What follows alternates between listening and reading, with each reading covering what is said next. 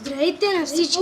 Аз съм Creeper96 и днес ще ви покажа един измамник в Gameplay България, който играе с Kill Aura. Ето вижте, Kill Aura.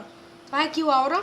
За тия, които не знаят какво е Kill Aura, това е да ти помага по-бързо да го убиеш. Ето вижте как се е станал лапка и е пуснал Kill Aura-та и Kill Aura-та сега само се работи с едно чупи. Ние първоначално с този човек тук. Си мислихме, тихо е! Ние с този хакстер си мислихме, че той първо чупи блокове, ама не, после съзнахме, че това е Kill Aura. Затова, на който админ това да го покажа, нека знае, че това е Kill Aura.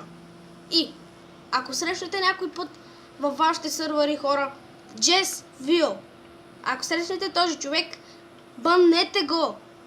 Каквито и да сте админи, випове, кажете на админа, всичко кажете. JessVille е измамник. На мен май ще ми... Дори да е някакъв човек с друг скин, да, това е JessVille, него винаги го банвайте в сървърите. Той е просто един скин, който иска да ви убие. И това е в Gameplay България. Да. В Gameplay България. И да. Надявам се всички админи да са го видяли това клипче на Майнкрафт.